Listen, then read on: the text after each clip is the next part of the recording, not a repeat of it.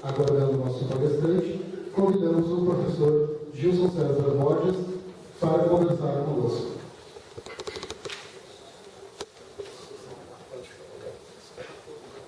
Boa noite. Tudo bem com vocês? Muito bem. Então, sejam bem-vindos. A casa é de todos nós, Universidade de Caxias do Sul. Sente-se bastante honrado em recebê-los na comunidade aqui do município de Canela e arredores, né? Também os acadêmicos aqui da Universidade, do campus de Canela, nessa atividade que integra, então, a programação da Semana do Meio Ambiente do município de Canela. Então, nós ficamos bastante felizes por conta de estarmos tratando aqui da 22ª Semana do Meio Ambiente no município de Canela. E também é a Semana do Meio Ambiente da Universidade de Caxias do Sul. A Universidade de Caxias do Sul, ela desenvolve, ao longo dos últimos anos, né, nesse período do início do mês de junho, as atividades da Semana do Meio Ambiente, que integram uma série de atividades que acontecem no nosso estado, no Brasil e no planeta, justamente para celebrar a data, em especial, do dia 5 de junho, ontem, né, que foi o Dia Mundial do Meio Ambiente. A gente verificou que, inclusive, diversas atividades foram feitas, né, aqui na universidade, também no município de Canela, e que integram essa programação.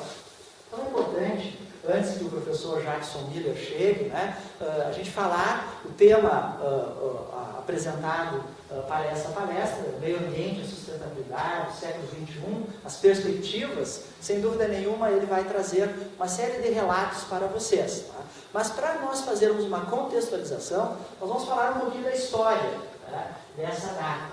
Então, vejam só que a preocupação com o meio ambiente, ela é uma preocupação que existe há muitos séculos. Desde que o homem está no planeta Terra, né, ele sempre teve uma preocupação em cuidar. Alguns mais, outros menos, né, mas com o seu ambiente, com o seu entorno. Por quê? Porque isso está diretamente ligado à nossa qualidade de vida.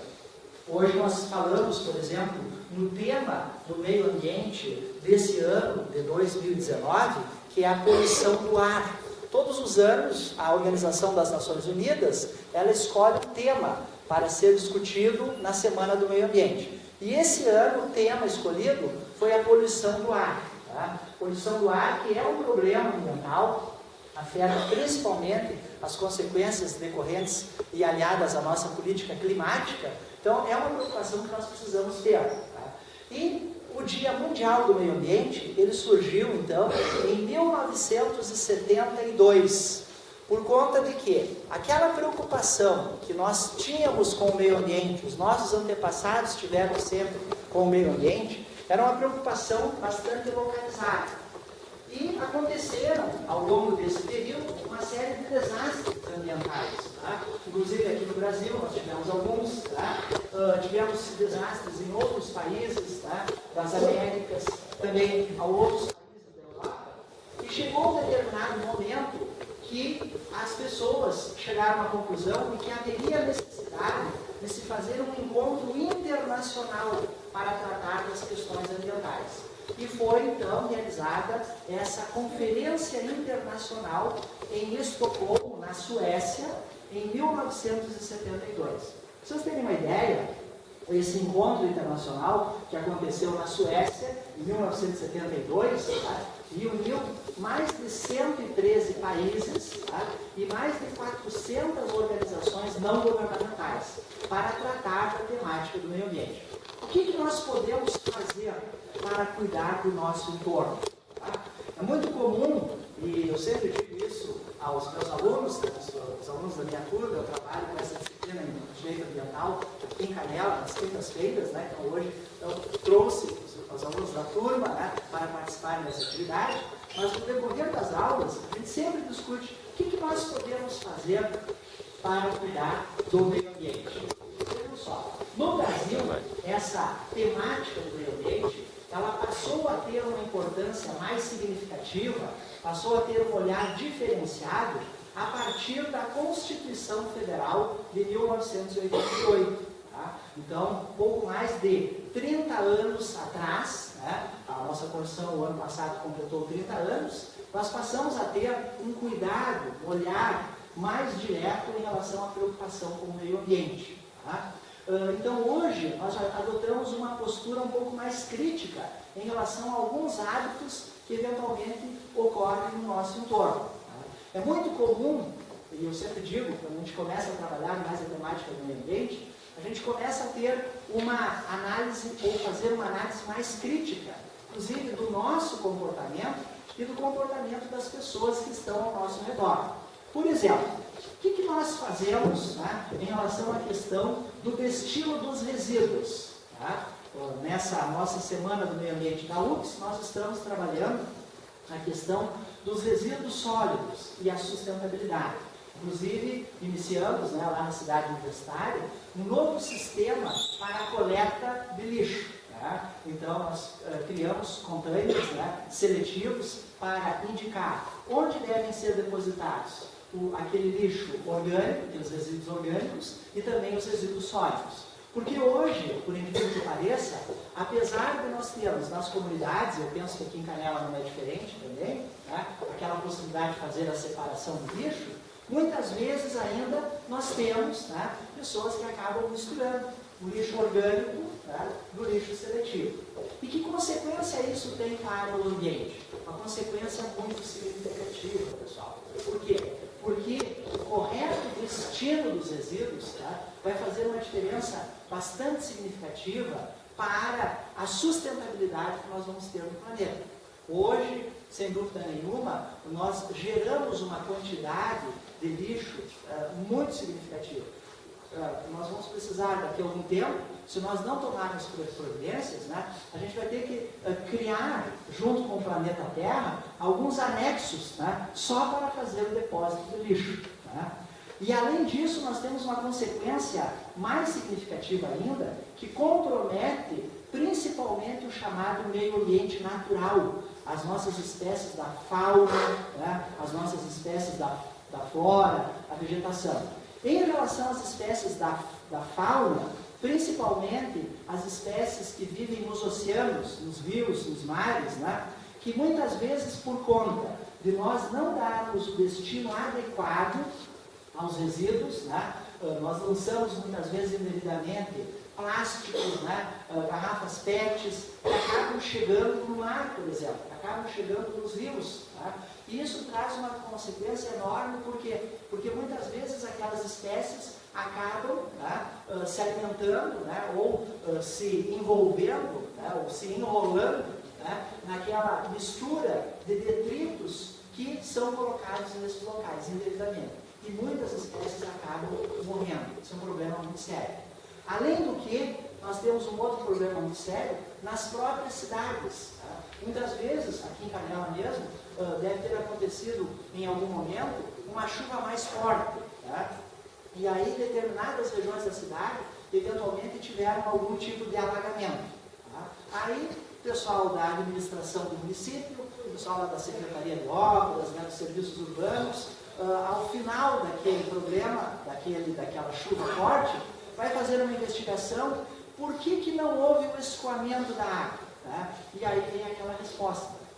Muitas vezes, né, os bueiros estão entupidos, as bocas de lobos estão entupidas, né? E aí qual a consequência? A consequência de inundações, de alagamentos indevidos. Isso não raras vezes acontece, agora mesmo se vocês observarem, nesses últimos meses, nós temos tido uma chuva muito significativa, principalmente nos estados do Sudeste, aqui no Brasil, né, Rio de Janeiro, São Paulo, Minas Gerais, né, tiveram fortes alagamentos.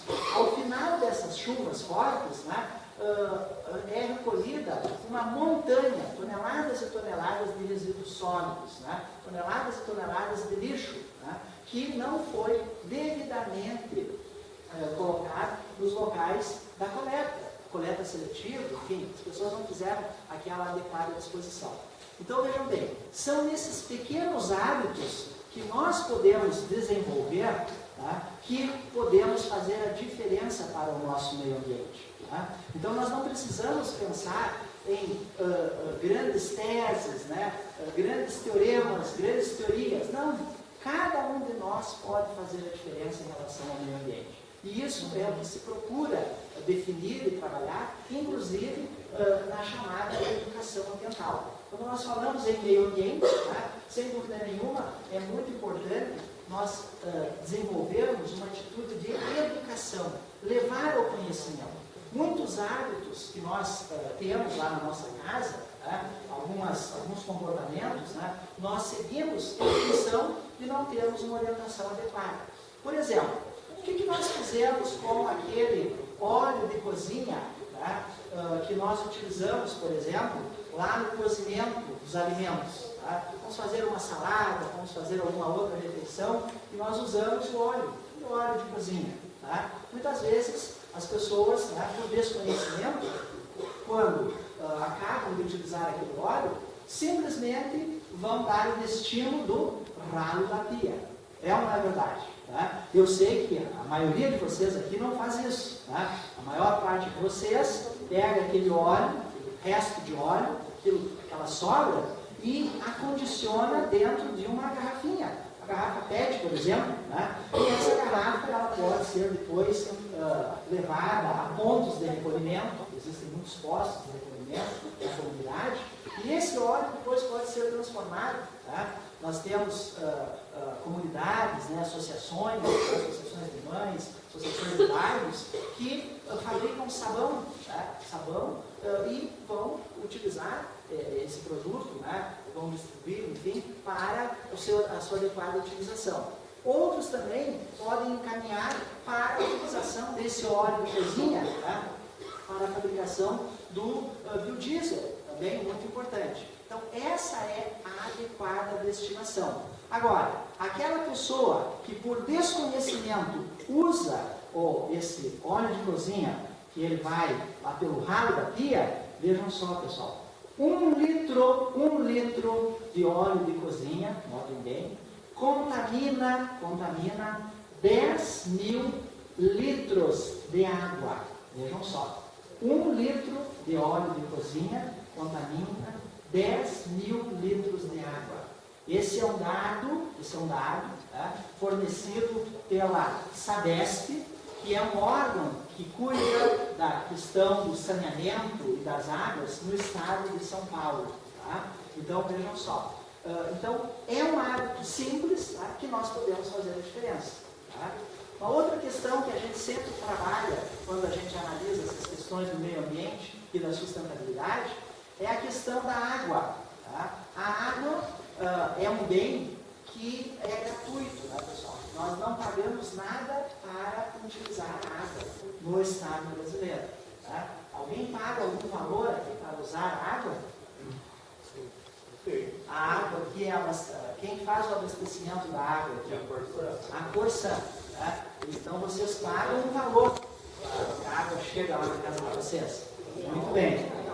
É alto esse valor? Muito bem. Mas eu tenho uma notícia para dar para vocês. O que vocês estão pagando, pessoal? Esse valor que vocês pagam para a Corsã, que é uma companhia, uma sociedade de economia mista aqui do Estado do Rio Grande do Sul, é o que nós chamamos de tarifa pública ou preço público. Esse valor que vocês pagam, pessoal, não é pelo bem água. Esse valor que é pago, pessoal, é apenas pelo valor do tratamento que a água recebe e para a condução da água lá da adutora, da represa, da estação de tratamento, para chegar na casa de vocês. Então, esse é o custo que vocês pagam.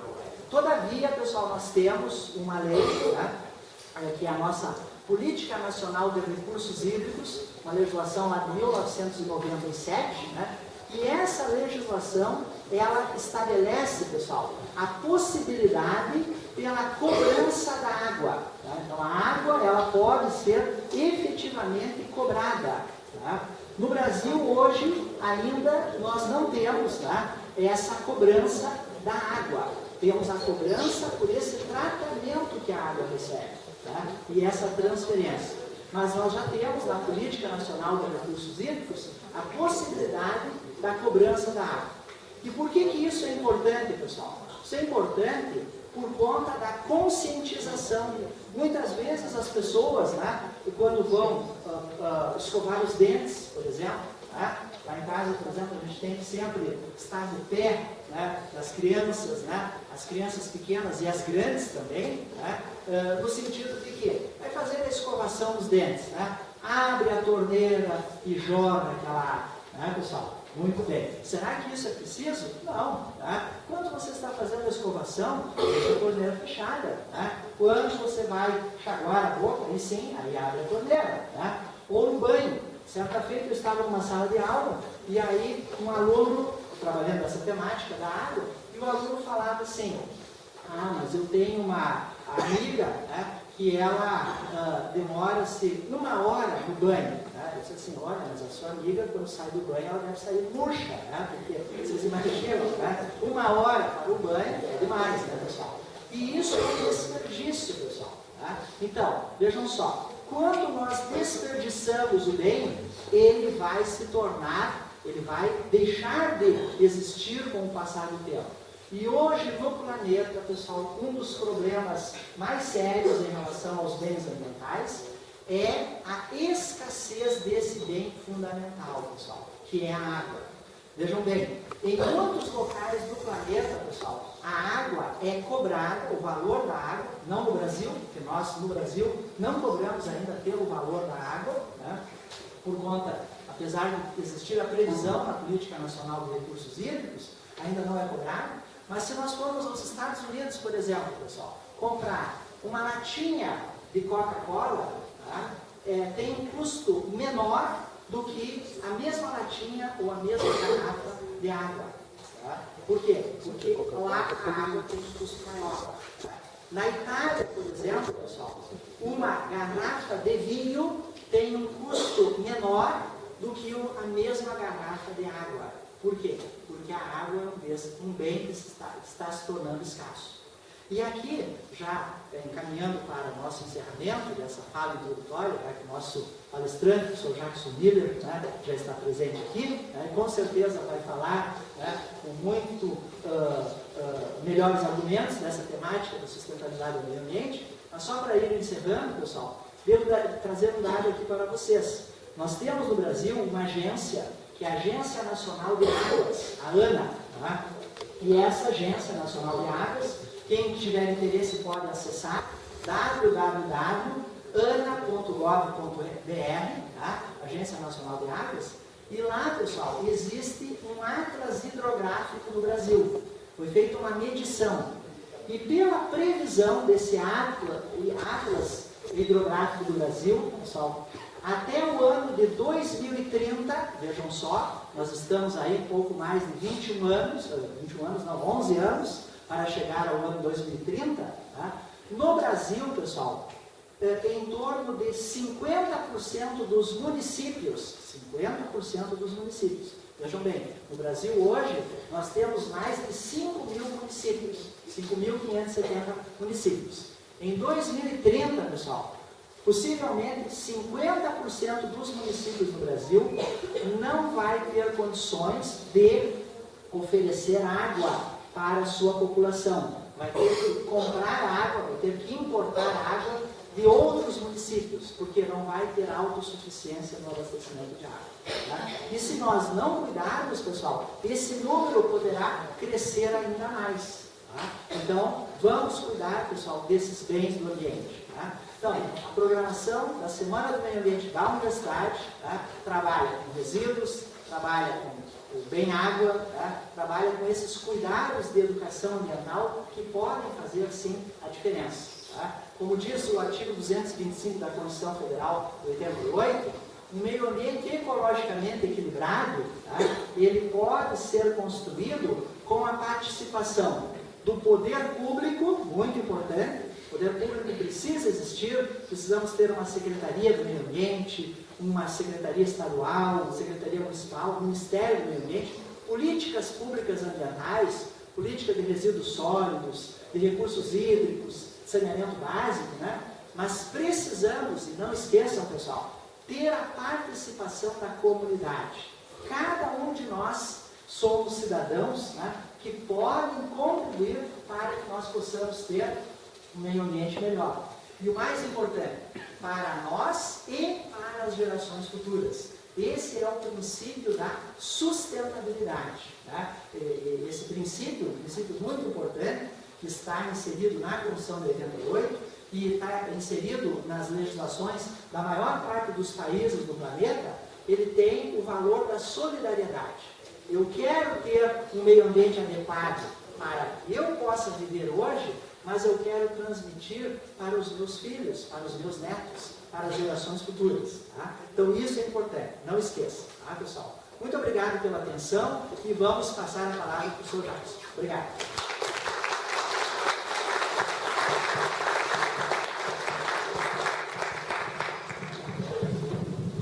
Então, agradecemos ao professor Gilson César Borges de Almeida pela abertura referente à importância do meio ambiente, da Semana do Meio Ambiente.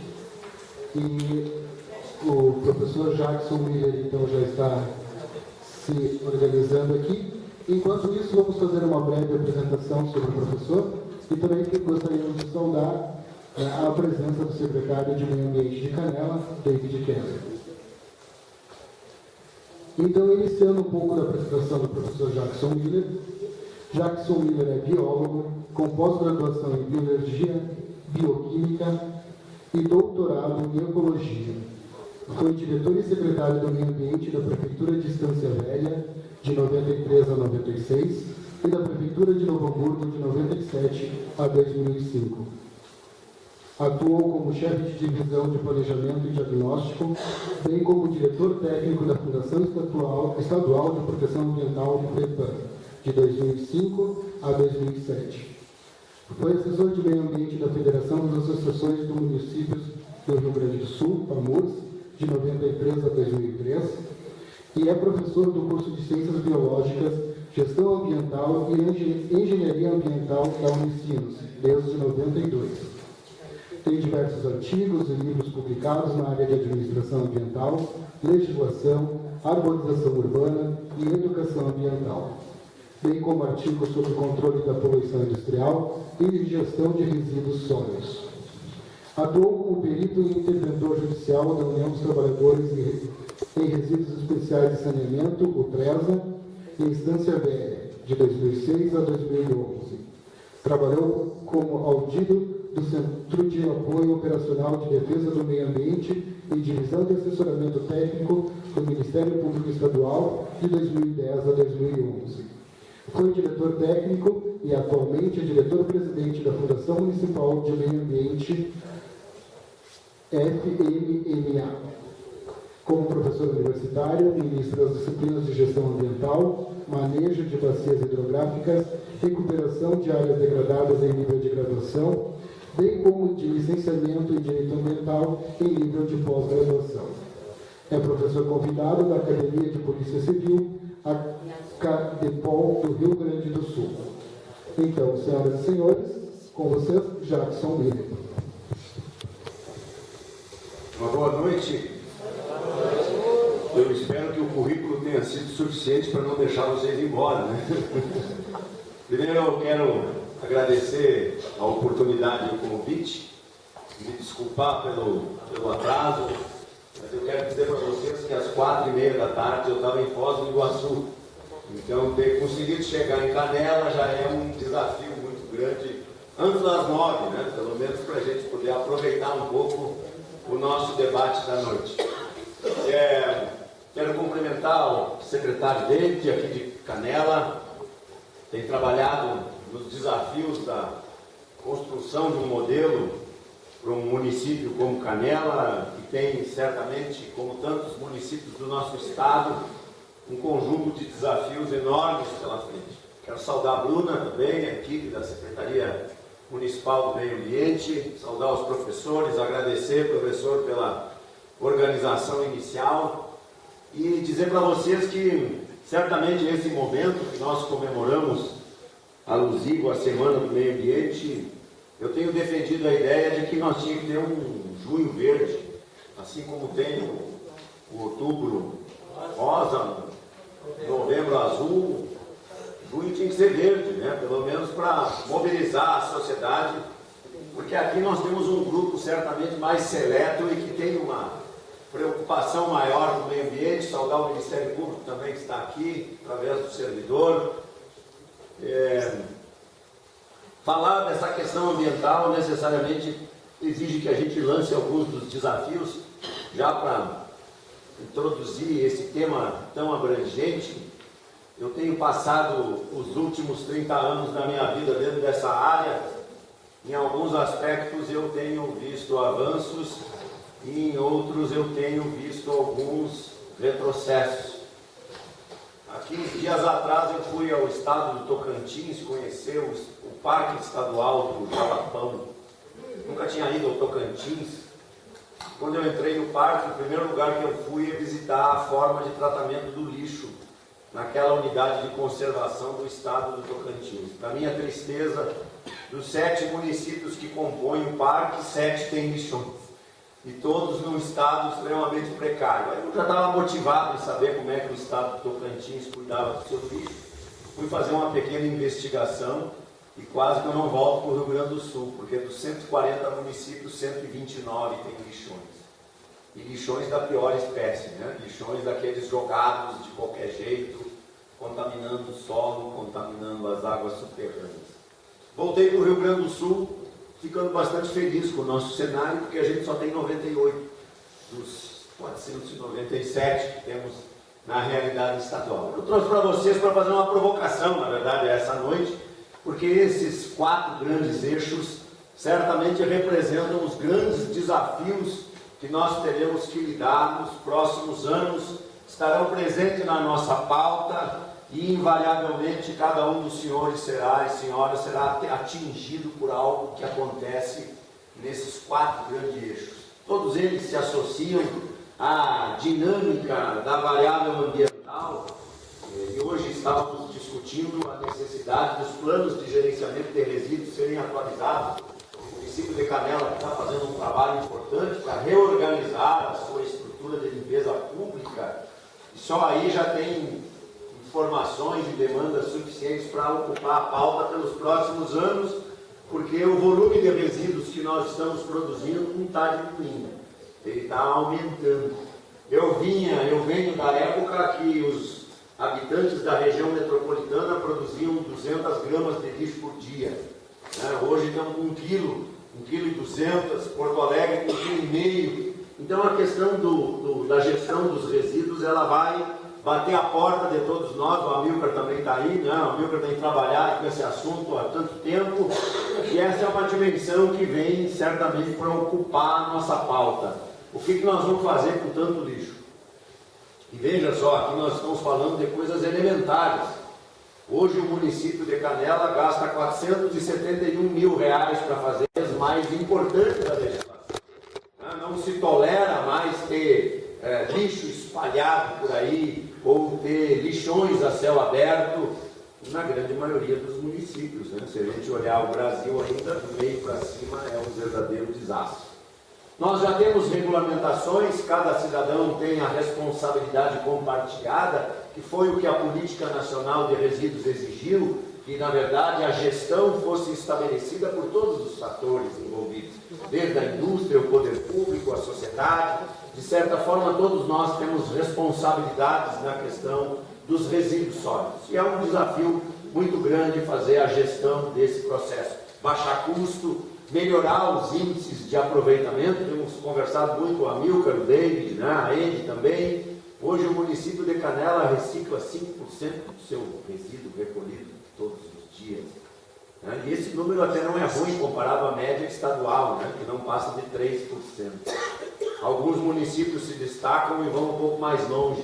Então aqui nós temos sim uma geração de emprego, renda, movimentar valores importantes dentro do mercado reciclador, e o Rio Grande do Sul tem uma boa tradição nisso. Mas a política do nosso estado não é reciclar. A política do nosso estado é enterrar lixo. Essa é a regra. Romper desse viés é um desafio muito grande. Do ponto de vista do saneamento básico, eu estava ouvindo agora na rádio, quando me deslocava para cá, que o Senado aprovou a regulamentação, o marco regulatório, acho que é o quarto marco regulatório nacional, da Política Nacional de Saneamento Básico. A medida provisória que regrava isso aí caiu, acho que ontem, então eles tinham até hoje para votar o novo marco. Se vocês entrar lá no planalto.gov e escrever 11445, que é o número dessa lei, é uma riscaiada aquele negócio todo, porque as leis do Brasil, elas vão sendo riscadas, né, na página do Planalto, e as anteriores vão sendo festival. E agora fizeram um pacto, então, para privatizar o saneamento do Brasil. E vai entrar forte essa questão, mas o cuidado que nós temos que ter é não deixar que os municípios que arrecadam valores mais expressivos sejam os de maior interesse, e os pequenininhos vão ficando para trás porque não tem poder econômico para atrair a iniciativa privada. Então os planos de saneamento é uma exigência. O que fazemos com a água, o que fazemos com o nosso esgoto, no saneamento está o lixo também, e o que fazemos com as nossas drenagens urbanas. Esse é um grande conjunto de elementos que vem certamente mobilizando a sociedade brasileira. O saneamento é uma realidade que precisa ser enfrentada com muita responsabilidade. Nós sabemos aqui os desafios que Canela, Gramado, São Francisco de Paula, que se trata de esgoto aqui é uma piada, e joga tudo para os morros abaixo, aí, no Caracol, joga lá para o Rio do Sino, joga para o Caí, com impactos devastadores na qualidade desses mananciais. Tenho preocupação com relação aos licenciamentos que nós vamos ser patrolados. A lei geral do licenciamento está no Congresso e, pelo que a gente está vendo, aí vai ser um trator morro abaixo. Vão destruir os avanços, certamente, que nós obtivemos ao longo dos últimos anos. Temos um desafio enorme para lidar. Os licenciamentos ocupam a pauta muito grande do órgão ambiental, seja ele municipal, estadual ou federal. Parece que a gente não faz mais gestão, faz só licenciamento. O esforço é para emitir licença, emitir o documento, que uma parcela ainda significativa do setor econômico sequer lê ela. E a gente precisa fazer um esforço muito grande para mudar isso. A lei da proteção da vegetação, para mim, foi o maior retrocesso ambiental na história recente da legislação brasileira. Tem leis novas que nós precisamos nos atualizar com urgência, a lei da regularização fundiária, conhecida como a REURB, que vem batendo na porta e desafiando as administrações para regar esse processo. Então, esses 4 grandes núcleos de mudanças importantes se associam no nosso Estado a todo um outro conjunto de coisas que fazem parte da vida do gestor. Entra aí o Plano Municipal de Conservação e Recuperação da Mata Atlântica, que a gente não tem muito aqui expertise ainda na região, os planos ambientais, os planos diretores, e todo um conjunto de elementos que lidam com a vida da sociedade, e querendo ou não, o setor econômico depende deles. Depende para receber a documentação que viabiliza o seu sucesso, depende exatamente de compreender como os licenciamentos são instrumentos importantes para inserir políticas públicas nessa conjuntura de elementos que temos. Eu concentrei o foco da nossa noite para falar dos desafios, tentando trazer para vocês um pouco de onde eu já andei, e de certa forma alertando para os desafios que os municípios aqui dos campos de cima da serra ou dos campos de altitude têm diferença daquilo que está lá embaixo na região metropolitana. Eu tenho discutido muito essa questão, trabalhado com os municípios aqui da região de cima da serra, e vocês ainda têm algumas coisas que a gente perdeu lá embaixo. Eu vou mostrar elas para vocês e vou ensinar como faz para esculhambar. É bem fácil. É só a gente fazer de conta que não está acontecendo nada. É só a gente fazer de conta que o que está acontecendo aqui em cima é tão comum quanto o que acontece lá embaixo. É preciso sim fazer um enfrentamento muito sério, porque na verdade atrás dessas atividades repousa uma conjuntura de crimes. Uma conjuntura de crimes que a sociedade passou a aceitar como normais. Pequenos crimes que se somam todos os dias no nosso cotidiano. Eu vou elencar eles aqui, talvez trazendo e lembrando vocês alguns de repercussão importante que aconteceram recentemente na nossa história. As fotos todas que vocês vão ver aqui saíram da minha máquina, então eu estava lá. Fui eu que tirei essa foto. seja para lá ou para cá, eu estava enfiado no meio dessa confusão e pensei muitas vezes para que lado eu poderia correr para evitar me envolver nisso. Mas não deu tempo de fugir. A gente teve que enfrentar elas assim como elas foram aparecendo no decorrer de um processo histórico recente. Essa aí é de 2006, essa foto, tirada no domingo de manhã, às 11 horas, quando as notícias chegavam nos meios de comunicação e no serviço de emergência da FEPAM, dando conta de uma grande mortandade de peixe no Rio do Sino. Mas não tinha como chegar lá de outro jeito que não fosse de barco, não tinha como chegar a pé nem de carro, e quando nós nos aproximamos do episódio, o cenário realmente foi devastador. Se a gente pudesse diminuir um pouquinho mais a luz aqui na frente, melhoraria talvez um pouco mais a imagem, e eu gostaria muito que vocês estivessem lá comigo para sentir a tristeza e a frustração que foi lidar com um episódio como esse. Eu não sei qual é o curso universitário que a gente vai ter que pensar para preparar cidadãos, técnicos, especialistas para lidarem com situações como esta, porque elas podem começar a se tornar muito comum no nosso cotidiano. Até porque os ingredientes que geraram este episódio estão todos lá. Não se tirou nenhum dos ingredientes.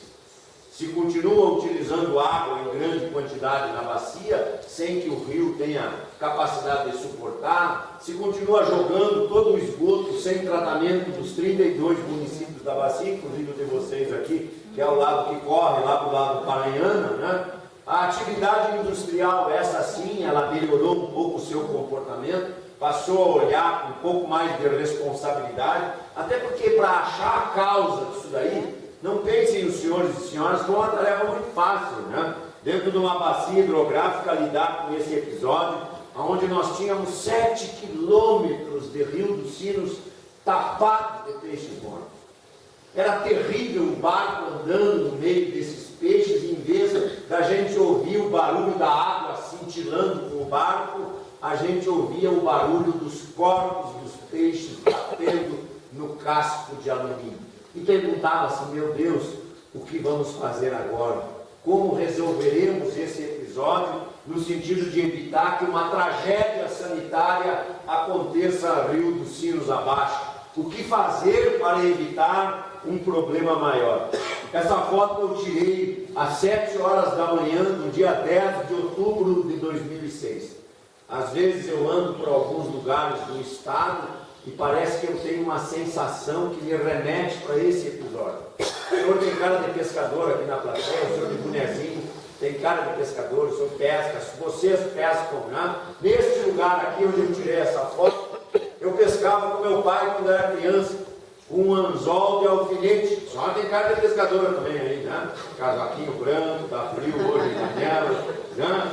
E eu quando ia pescar com meu pai aqui, a gente passava o domingo jogando minhoca com um alfinete na água para tirar meia dúzia de lambari e fazer uma fritada, professor, em casa no domingo de noite. Quando adulto eu tirei desse lugar aí 98 mil quilos de peixe mortos por uma das maiores tragédias ambientais que se abateu no Rio Gaúcho. Como lidar com isso? Será que isso era comum? A situação era tão dramática na época que nós tínhamos que empurrar os peixes mortos com os barcos emprestados das prefeituras para que com os servidores fornecidos por Sapucaia, com os trabalhadores das prefeituras e as máquinas que nós conseguimos poder recolher esses peixes de dentro do rio. Nós não ganhamos para lidar com essa situação nenhuma pá do governo do estado para tirar esses peixes daí de dentro. A situação era tão dramática que a gente não sabia como é que ia lidar com o abastecimento dali para baixo. Porque Esteio captava, Sapucaia captava, as prefeituras capturavam água dali através da Corsã para abastecer as suas municipalidades. E o que matou esses peixes aí era o quê? Que produto era esse? Que concentração ele estava na água? Então era dramático a gente lidar com isso, né? E me lembro na época ainda o aproveitamento político que fizeram dessa dimensão. Veio o ministro falar para os pescadores profissionais da bacia dos Sinos. Não tinha uma meia dúzia na época. Quando ele veio ali fazer firula, apareceram 750. Quer dizer, a situação política já foi explorada, né, de forma inadequada, numa tragédia como essa, gerando uma repercussão impressionante. O grande desafio foi procurar a causa desse negócio. Essa foto eu fiz no dia 13 de outubro de 2006. O principal causador da mortandade, quando eu vi essa foto e tirei ela da janela do avião, a vontade que eu tinha era me atirar de vergonha da janela, morro abaixo lá, porque a situação dessa aqui era insustentável. Quem era essa aí? Quem sabe que empresa era essa na época que foi a principal? Repreender veio uns dias atrás, né?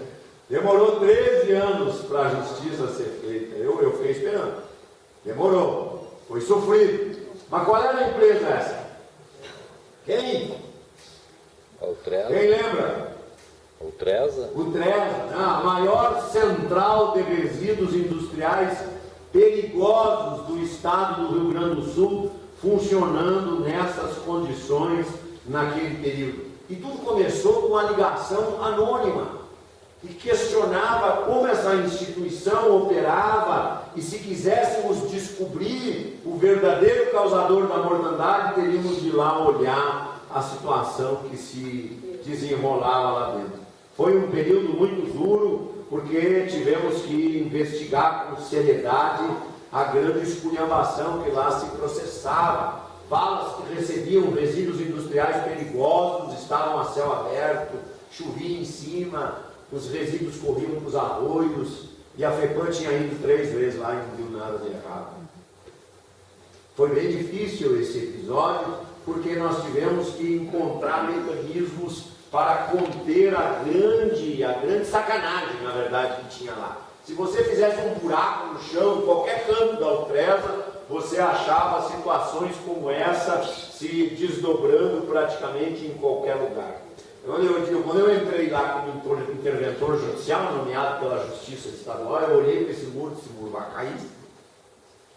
E eu não sou engenheiro, sou biólogo. E o muro caiu. Mas sabe o que tinha atrás do muro?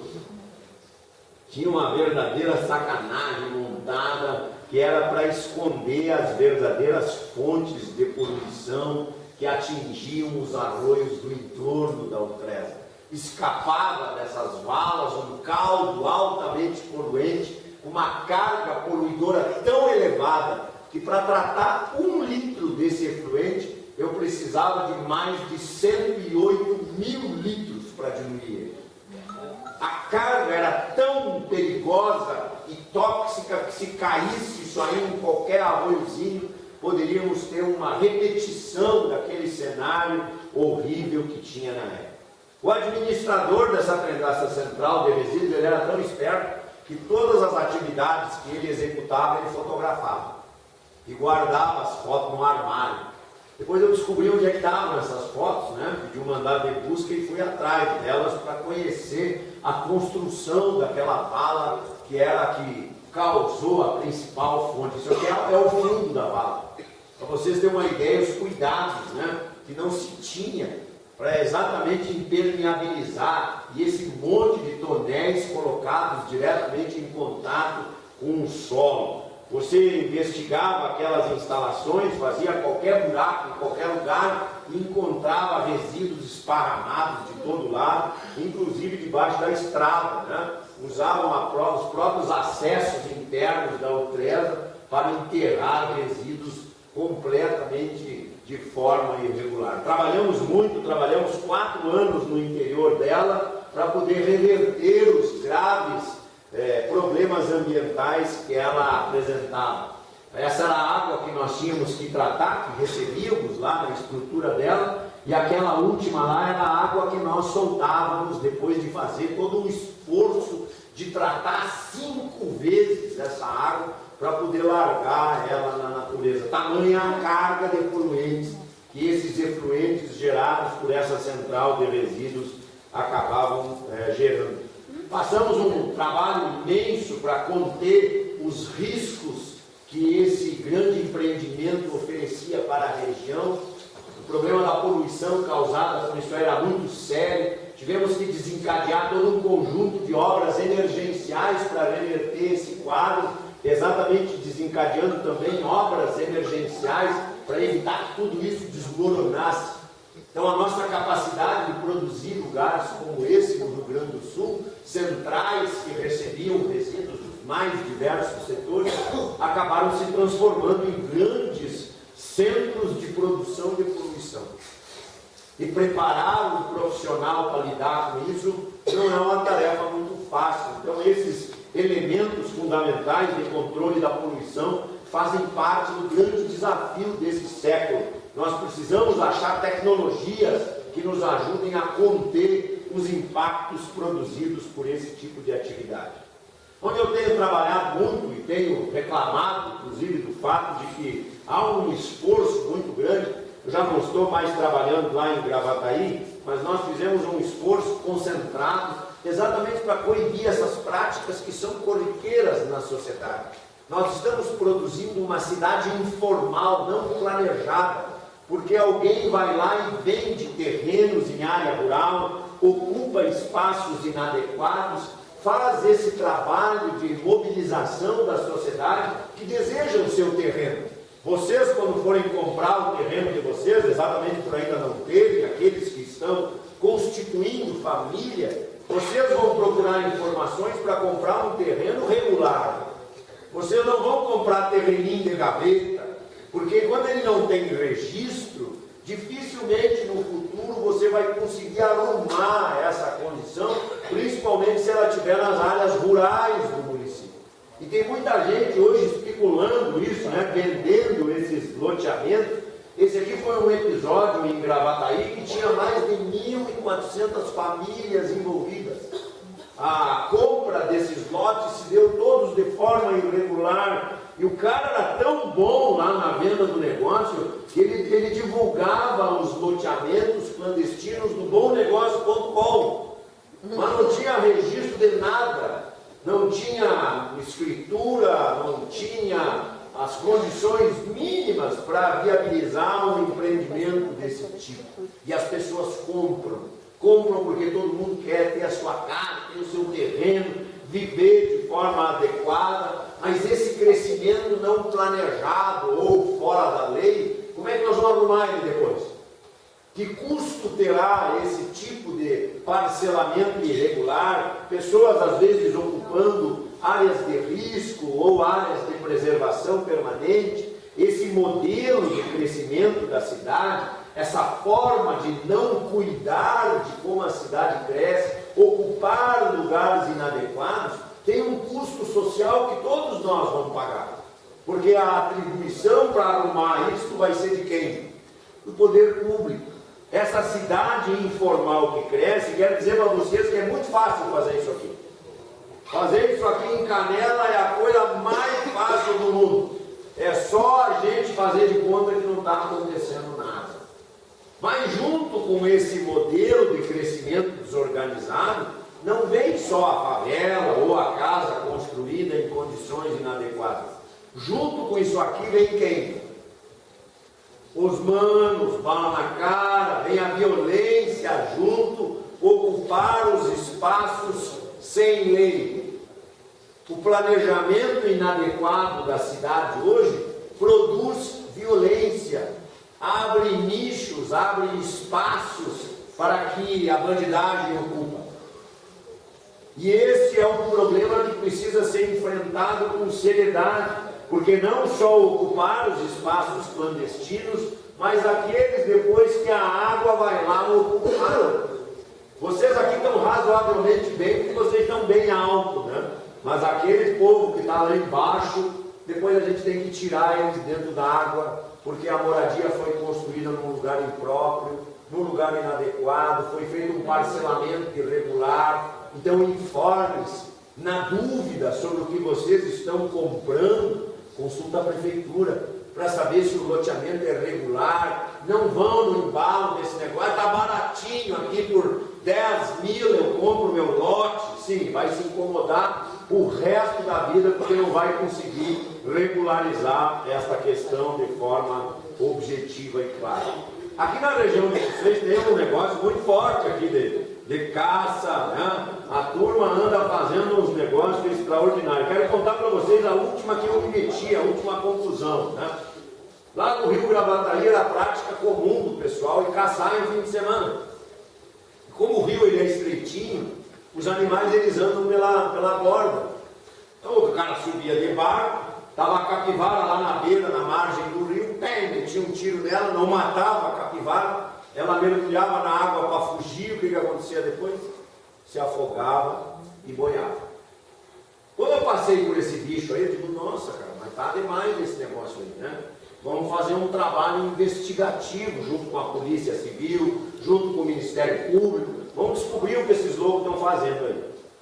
Esse pessoal lá não tinha mais nem vergonha na cara, né? Eles matavam os bichos, cortavam as cabeças, atiravam na beira do rio, quando não estaqueavam, né, o animal lá exposto na beira do rio para mostrar que eles estavam fazendo um churrasquinho e botavam lá nas redes sociais essa turma toda. Começamos um trabalho de investigação do movimento deles, porque o cara quer exibir, quer se mostrar, né? Ah, eu sou caçador, tenho arma, ele se expõe. E é nessa exposição que a gente pega eles, né? O trabalho investigativo chega nisso. Mas a minha maior tristeza foi descobrir que atrás desse grupo que caçava essas capivaras, eles caçavam os outros bichos. Olha o tamanho desse jacaré, que foi morto com outros 21, dentro da APA do Banhado Grande, o último refúgio de animais silvestres da região metropolitana. E os caras eram tão debochados que eles brincavam com essas coisas, queriam se aparecer com os bichos, para quê? Para sustentar restaurantes que vendem carne de animais silvestres. Na região metropolitana de Porto Alegre. Perderam a vergonha na cara. Eu posso te fazer uma pergunta? Claro, sim. Tá, e como é que foi punido esse? Foi punido esse pessoal aqui ou os donos dos restaurantes chegaram a ser punidos? Pois é. Deixa Aí eu eu- contar a história, vou contar tudo. Então tá, vamos lá. Eu não posso contar assim. Porque às vezes cai nos pequenos, né? Sim. Porque eu tenho grande para incentivar. Quem é que está junto nessa foto aí? Pois é. Tem criança. Mas veja só, eu estava investigando esses caras aí há quase 4 anos. Quase 4 anos para conseguir chegar nisso aqui. Mas eu não imaginava que eles tivessem um poder de organização tão grande.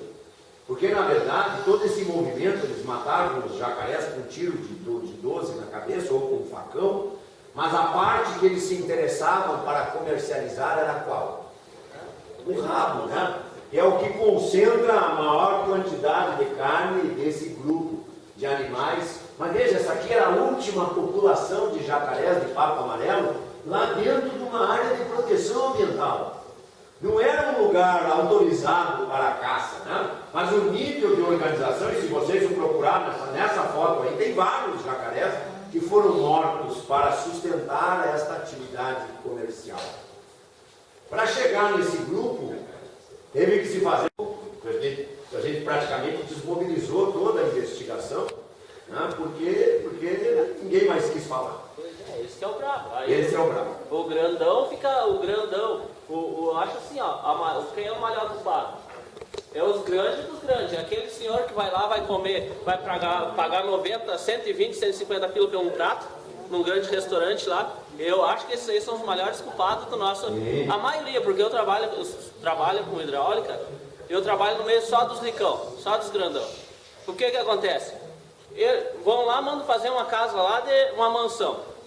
Sistema de pegar e ir lá no fiscal para ver as plantas sobre fósforo, filtro, isso. Ah, vamos fazer um consumidor ali assim de 12 metros, uma fossa e um filtro aeróbico lá e feito. Tá? Aí eles vão lá, poluição direta, né? Cai água pro lado, pelado, cai tudo que é lado aí, né? O que acontece? Isso aí passa limpo. Mas eu acho que os maiores culpados são os das classes altas, né? Veja só, qual é o nosso problema hoje, né? De uma maneira geral, por que nós estamos falando disso, né?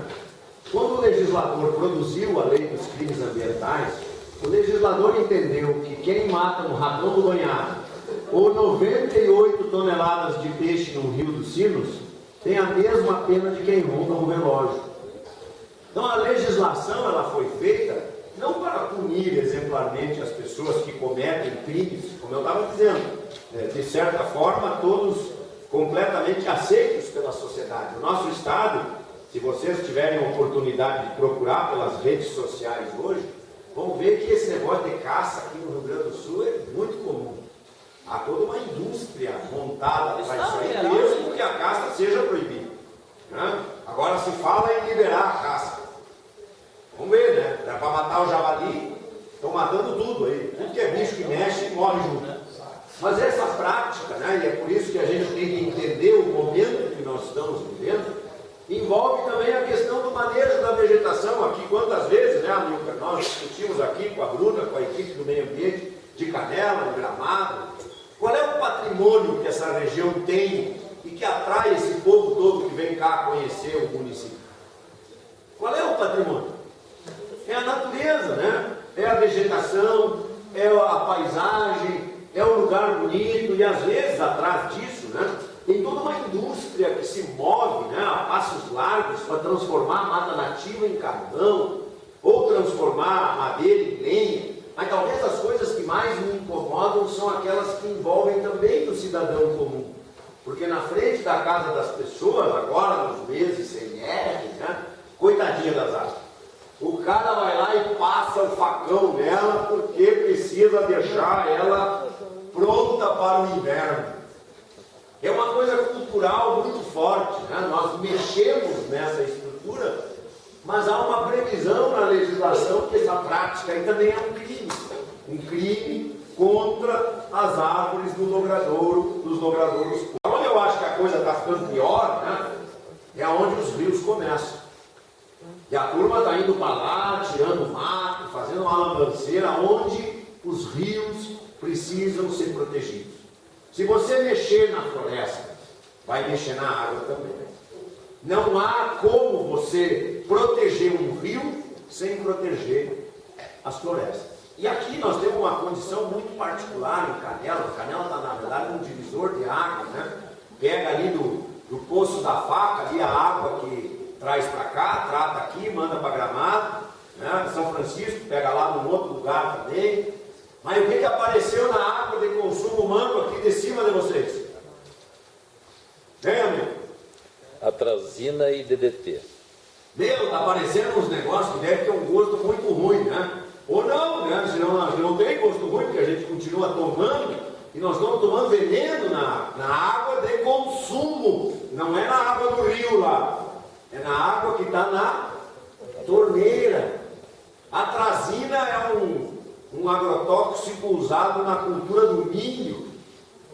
Tem problemas horríveis com essa substância, são suspeitos de causar câncer, e nós estamos tomando essa substância na água que estamos consumindo. Vocês e eu precisamos, enquanto sociedade, trabalhar nisso. Agora eu vou mostrar para vocês um negócio da capital de todos os gaúchos. Essa foto aqui é onde? Essa foto é ali na BR-290, quando a gente olha lá no fundo é os morros de Porto Alegre. A capital dos gaúchos. Cara, tem explicação um negócio desse? Mas como é que isso está acontecendo justamente num estado que se diz culturalmente protetor do meio ambiente? É de arrepiar o pelo esse negócio. Nós estamos jogando toda a lixarada na água que nós usamos para beber. Esses são os desafios, né, que fazem parte da atualidade. Eu vivi episódios onde se trouxe para o município uma modalidade econômica nova. No Vale do Rio Caí, lá no município de Harmonia, se trouxe uma quantidade enorme de suiniculturas para dentro das propriedades rurais, sob o auspício de gerar uma nova economia. Todo mundo pensou em ganhar dinheiro, menos em tratar o resíduo gerado por esse setor. Os rios e os arroios de Harmonia, Tupandi, que tem um polo de suinicultura, é horrível o que se vê lá. O castigo, o borrachudo. O borrachudo lá é desse tamanho, assim, quase faz uma transfusão de sangue no cara, né? Fica cara chega a murchar quando o sangue tira, né? Do bicho lá. Né? Criação de animais, aqui os caras acham, a galinha dá para socar umas 40 dentro da gaiola, ela sai a produzir ovo para cima e para baixo, tá valendo, né? Era um pouco, meu. Dá para produzir o troço, mas direitinho, né? Com organização, cuidando dos bichos. O meu temor é que vocês façam com canela isso aqui. Estou morrendo de medo que vocês resolvam transformar isso aqui no que a gente já tem lá embaixo. Vem, Davina, vamos deixar, David? Não vamos deixar. Vem, amiga, vamos deixar isso aí virar lá uma casa da mãe Joana? Já está Vocês vão começando. deixar a canela virar essa esculhambação? Tem alguns lugares que são de canela nessa porra.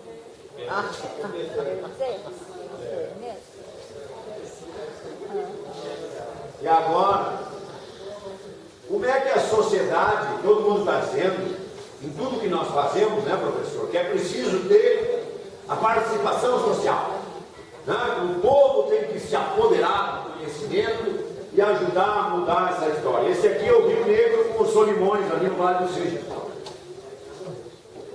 Olha a quantidade de esgoto que São Leopoldo joga no Rio dos Sinos, chega a pintar ele de cocô. Essa é a cor do cocô, para quem não conhece, né? Olha o que é isso aí, meu. É isso aí que vocês querem para Canela? Eu posso ajudar a fazer, é só mandar os caras para cá, eles vêm aqui comprar uns terreninhos baratos ali, ó, e vão meter o esgoto lá, como o colega lá está dizendo. Vamos largar ali na focinha, nem na focinha, né? Vamos largar no arroio mesmo, que é mais barato, daí já corre por Isso aí é só andar na beira dos barrancos aí, ó. Em certos lugares aí está escorrendo merda para baixo, estão as águas boas. Eu sei o trabalho que isso aí escorre. Nós vamos chamar esse guri lá para dar um depoimento. Então, o que acontece? Então, acho que você tem que olhar bem mais. Tem que olhar, mas olhar olha só. entrar mais para dentro do mato ali, que tem coisa. Sabe qual é a minha tristeza? Essa foto aqui era de 2006. Eu achei, 2006, morreu aquela peixarada toda, agora vamos, né? Vamos mudar o quadro, vamos investir em tratamento, vamos mudar esse quadro. Não muda. Não muda. É muito difícil. Eu tenho dito que esse negócio das pessoas dizerem que protegem o meio ambiente não tem comprovação, né? Eu não preciso comprovar nada. Eu digo que eu sou defensor da natureza e fica por isso mesmo. Mas na verdade não é o que nós estamos vendo. Nós estamos vendo um processo onde a sociedade agora, em nome da crise, agora pode tudo. Ou não? Não pode, né? Nós temos que regrar esse processo. Lá no Vale dos Sinos nós já vivemos tragédias importantes, recentes que mudam a qualidade da água para consumo humano. A sociedade não está vendo esse preço que nós vamos pagar por ter alterado as condições mínimas para a água continuar sendo potável. Os tratamentos que nós usamos são convencionais, eles não são tratamentos sofisticados, eles não tiram da água poluentes que nós chamamos de emergentes. Os contaminantes emergentes hoje, antibiótico, anti-inflamatório, né, substâncias que são usadas em processo. Veja o país, o nosso país, é o terceiro maior consumidor em produtos de limpeza. Então toda essa parafernália de coisa que nós usamos no nosso cotidiano estão sendo jogados na água dos rios e essas águas, por sua vez, voltam para a nossa torneira. Nós já vivemos episódios críticos na nossa região de não ter mais água. Sumiu a água, desapareceu a água, o Rio dos Sinos virou um riachinho. E o que vem acontecendo de lá para cá? A sociedade se apodera da desinformação, não do conhecimento. Aquele cidadão ali está usando o que eu chamo de EPI, equipamento de poluição individual. E isso está cheio por aí. Chegam a aplicar no meio urbano. Agora o Roundup está por tudo, o famoso glifosato, né? Que a sociedade agora vai mudar de nome, a Monsanto vendeu para a Bayer. E vão mudar certamente o nome comercial, já entraram mais 139 só esse mês, que são muito similares aos produtos que nós já usamos nas culturas agrícolas. Nós estamos liberando cada vez mais o uso aparecer em lugares onde ela não devia estar, que é na água de consumo humano. Mas por quê? Porque a gente não faz milagre. Às vezes, a situação é tão dramática na vida desses produtores que a mesma mesa que prepara o veneno é a que serve o almoço. O convívio com essas substâncias é quase que cotidiano. E eles chamam essas substâncias de quê? De defensivos agrícolas, de remédio para a planta. Veja como se trabalha, né, com as entrelinhas para enganar a sociedade do verdadeiro mal que essas substâncias causam na sociedade. Nós já temos um arcabouço de informações extremamente importantes e que alertam a sociedade para essa prática. Os números são impressionantes, muitas vezes desconhecidos, porque não há interesse em mostrar para a sociedade o que realmente nós estamos consumindo. Os números que nós estamos vendo mexem na vida de vocês, no cotidiano, mas a informação não chega mais na nossa televisão, no nosso Facebook. Além de todo o problema hoje da fake news, já não se tem mais um controle efetivo de quais são as substâncias que contêm a maior quantidade desses venenos. Então o trabalho dos técnicos, o trabalho da sociedade também é informar sobre o que está acontecendo. Lá na Bacia do Caí, a situação do Gravataí era tão séria que nós fizemos uma matéria em 2015 que tratava do descaso com as águas. Esse maluco veio com um avião em cima da gente e despejou o veneno de forma que a nuvem nos atingiu e nos deu um banho junto com os animais que estavam ali, com os pássaros.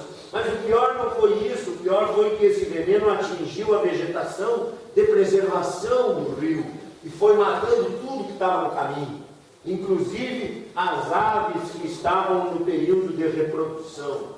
Os ninhos foram destruídos sem dó nem piedade, dentro de uma unidade de conservação, dentro de uma APA, aplicando veneno de avião dentro de uma APA. Quer dizer, aonde nós vamos parar? Que responsabilidade cada um de nós tem nesse processo todo? Ao longo do meu trabalho como técnico na área ambiental, talvez um dos maiores desafios foi tratar de investigar os crimes ambientais. Olha o tamanho do bombeiro lá. Está vendo o bombeiro? Esse é o bombeiro. Para apagar um incêndio desse tamanho, eu estava a 300 metros de distância da fonte de calor e me queimei. Tive uma queimadura facial nas mãos pelo calor emitido por esse incêndio criminoso dentro da própria empresa. Os níveis de poluição que saíram da queima dessas substâncias contaminaram a atmosfera, foram chover dias depois pela região. Por quê? Porque na atmosfera nós não controlamos o caminho que a poluição vai fazer. Se nós estamos poluindo lá embaixo no Vale dos Sinos, dependendo da direção dos ventos, vocês aqui em cima perdem um pouco disso também. Vai chover na vegetação, a chuva ácida, o problema da poluição. Quer dizer, nós não temos uma separação planetária. O que nós fizermos em alguns lugares do planeta vai repercutir no nosso cotidiano. Por vezes, práticas que são entendidas como comuns no setor industrial, guardar substâncias como essa fora de uma área coberta ou dispostos de forma irregular no chão, são comportamentos relativamente comuns. Investigações que nós fizemos apontavam para práticas criminosas, inclusive com disposição de venenos usados por empresas de insetização que trabalham com essa parte, né, de aplicação de veneno para controlar a praga, jogavam no lixo doméstico, Amilcar, e ia parar lá na central de reciclagem, onde os trabalhadores entravam em contato com essa substância. Nesse caso foi tão grave que nesse dia choveu sobre essas embalagens contendo ainda o veneno, e o produto dessa embalagem atingiu um arroio aqui no município de Igrejinha e matou os peixes, tudo que estavam dentro do rio. Por práticas inadequadas de pessoas que lidam com essas substâncias. não são desconhecidos, são pessoas que têm o seu negócio associado à prática do uso desse tipo de produto.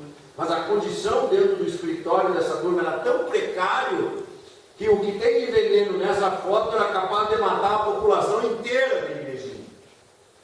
E a prática completamente irregular de guardar veneno com outros produtos que não deveriam estar misturados num ambiente como esse. Aqui na região, tivemos episódios dramáticos de poluição causada em arroios, onde não sobrou nada de peixe vivo. A quantidade de tóxicos, de produtos perigosos lançados dentro dos recursos hídricos exterminou uma boa quantidade dos animais que ali viviam. Aqui na divisa com Taquara, o município de Igrejinha, esse aqui é o Arroio Miller, quando chega ali na Facate, ali na RS, ali passa por cima desse arroio. Episódios que nós investigamos de aproveitamento de tanques de combustível, imagine, tanques que são usados para guardar o combustível nos postos de gasolina. No trabalho de recuperação, o descaso com essa situação era tamanho que o óleo saía vazando pelos tanques, contaminando o solo, contaminando as águas superficiais, e ia embora esse negócio todo. Alguns produtos mantidos nesses tanques eram tão corrosivos que o pH desse negócio era 1. As botas que nós usamos para investigar nesse terreno foram destruídas, tamanha agressividade das substâncias que tinha dentro desses tanques. E essa era uma prática corriqueira. Às vezes, empreendimentos licenciados possuíam estruturas precárias como essa para tratar os seus efluentes. Quer dizer, era um mínimo, isso era uma vergonha um negócio desse, um empreendimento econômico chamar isso aí de uma estação de tratamento. Mas aonde? Isso é uma gambiarra, né? Isso é um improviso. Em muitos trabalhos realizados numa ação integrada com brigada, com polícia, com os órgãos ambientais municipais, se viam práticas completamente na contramão da história. Por cima estava tudo limpinho, organizadinho, lavadinho, mas era só você levantar as tampas das bocas de lobo e dava para ver os poluentes escondidos sendo lançados pelos canos e pelas tubulações para poluir os arroios do entorno. Essa era uma prática corriqueira de pessoas que, no meu entendimento, não tinham a menor preocupação com a área ambiental. Por vezes, empreendimentos licenciados passavam a botar os seus resíduos no pátio de forma irregular, porque carece essas pessoas de um conhecimento mais atualizado, de um comportamento de maior preocupação com a dimensão ambiental. Lá na Serra, as fábricas de suco, para economizar no tratamento dos seus efluentes, jogavam esses efluentes em trincheiras escavadas no chão, para economizar os quilos aí no tratamento dos efluentes. Não tem cabimento um negócio desse. Cavocavam no chão, no meio da areia, e jogavam o efluente bruto direto no solo. Aí os poluentes corriam pelo subterrâneo, iam dar lá na área do seu João, que era um agricultor que fazia produção de muda ou produzia hortifruti granjeiros com a água contaminada. Talvez o evento que me deixou mais preocupado foi quando nós identificamos em Porto Alegre, nos pátios lá da Companhia Estadual de Energia Elétrica, uma quantidade absurda de bifenilas policloradas, ou conhecido comercialmente como ascarel, esse óleo dos transformadores, para mostrar para vocês que às vezes nas coisas corriqueiras do nosso dia há um perigo enorme acumulado. Essas substâncias eram usadas nos transformadores, só naqueles dois ali tem 100.000 litros dessas substâncias perigosas armazenadas a céu aberto, sem nenhum tipo de controle, e que podiam vazar a qualquer momento, atingindo o arroio dilúvio em Porto Alegre e, por sua vez, chegando no Guaíba. Isso mostra a prática que, por vezes, dentro do setor público não se tem controle. Investiguei uma infinitude de arroios que eram pintados de branco, de amarelo, de azul, de verde, cada um deles contemplando um tipo de poluente que contaminava a água de um rio tão importante e que abastece tantas pessoas. É fundamental que nós, enquanto enquanto sociedade, nos debrucemos sobre a nossa responsabilidade. Não dá para dizer que todo o controle ou toda a responsabilidade é do poder público. A sociedade também tem responsabilidades, cada um dos senhores e senhoras que veio aqui hoje à noite tem responsabilidades importantes na direção ambiental, para que a gente possa deixar um legado para as gerações que virão depois da gente, e não a ideia da terra arrasada, com lixo espalhado por tudo, enterrado, com substâncias químicas poluindo as nossas águas, com o ar contaminado. É preciso que cada um de nós assuma um papel importante de agente, de fiscal, que contribui com a sua comunidade. Nessas investigações, a gente conseguia identificar os locais que recebiam poluentes há mais tempo, porque deixavam materiais acumulados no sedimento dos arroios. Isso ajudava a buscar a responsabilização dessas pessoas que achavam que eram impunes e que nada iria atingir essas pessoas. Mas para fazer uma investigação dessas, você precisa de prova. Eu não posso acusar as pessoas, eu preciso produzir um laudo técnico qualificado, porque o trabalho de fiscalização ele é um trabalho que precisa ser feito com qualidade. Mas por que a gente tem que estar fiscalizando tanto a população ainda? Será que ela não despertou para essa consciência ambiental que todo mundo diz que tem quando fala de meio ambiente? Não, eu protejo a natureza. Separa o lixo em casa, quem é que separa aí? Levanta a mão, que Deus está vendo também. Olha aí, ó, Milka, conta aí quanto tem, né? Veja só, e os que não separam, por que não separam? O caminhão mistura tudo. Vai lá, prende, né? Sempre tem uma justificativa para não fazer. Porque daí é fácil de eu cobrar deles aqui. Não, o problema é o rapaz ali da Bruna, ó, que não faz o trabalho bem feito. É sempre mais fácil jogar para o outro. E esta condição nós precisamos mudar com responsabilidade. Em muitos casos as pessoas ainda praticam atos que elas não entendem como sendo criminosos. Culturalmente elas acham normal botar o lixo perigoso a céu aberto, e nós trabalhávamos com um grupo grande de promotores que tinham um papel extraordinário na investigação, na imputabilidade de responsabilidade por danos causados ao meio ambiente. Esta condição, ela continua desafiando a sociedade, e eu queria dizer para vocês, para responder as perguntas, que se cada um de vocês fizer um pedacinho, se cada um de vocês se envolver numa bandeira, tenho dito para os meus alunos lá, David, qual é a unidade de conservação que você vai chamar de sua? Vocês têm a Flora aqui, né? Vocês têm a Flora de Canela, tem a Flora de Passo Fundo. Nós temos espaços importantes em Canela que a sociedade precisa proteger. Então veja lá, se a gente está buscando o excelente, o máximo, essa condição por vezes inibe o bom, condena o razoável e termina por anistiar o péssimo, que é o que é praticado por uma grande maioria da sociedade. Obrigado por vocês terem ficado aqui me esperando, e agora a gente vai com uma salva de perguntas para enriquecer e aquecer a nossa noite. Muito obrigado.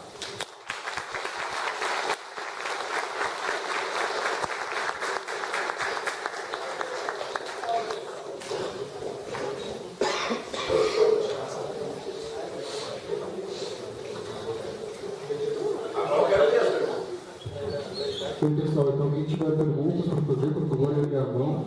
Nós temos aí uns 10 minutinhos para as perguntas. Ele está aberto, o Jackson está aqui à disposição. Não precisa mais. Primeiro, parabéns, Jackson. E, na verdade, a minha pergunta é relacionada ainda ao TRESA. Lá em 2009, tu fosse meu professor na Escola Bom Pastor. E eu lembro que tu chegava sempre acompanhado de 2 armários. Ou o pessoal comentava, né, que tu andava armado. Eu nunca vi. Mas o Brasil hoje é o país que mais mata ambientalistas no mundo. E eu te pergunto, como é que tu lida com toda essa pressão? E se pós o TRESA tu ainda continuou, imagino que sim, sofrendo com esse tipo de e estresse. Deixa eu pegar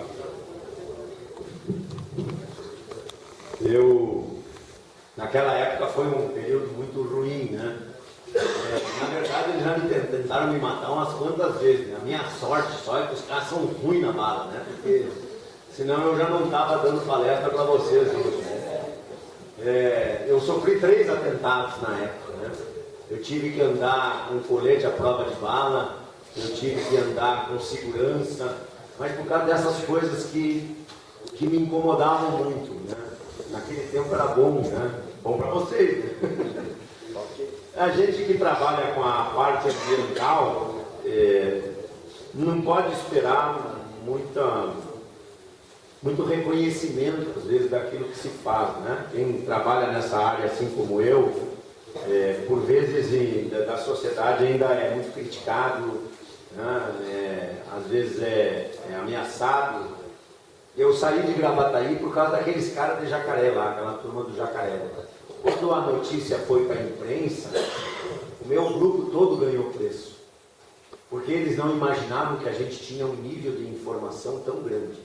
Mas esse grupo de caçadores era um grupo de mais de 50 pessoas.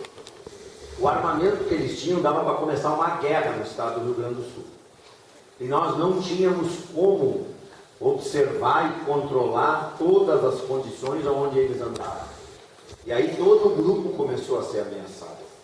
Porque quando a notícia ganhou publicidade, foi parar nos meios de comunicação, rapaz, ficaram enlouquecidos. Tiveram que fugir daqui, sair daqui, porque escancarou. Tem um vídeo, se eu procurar ele, eu acho.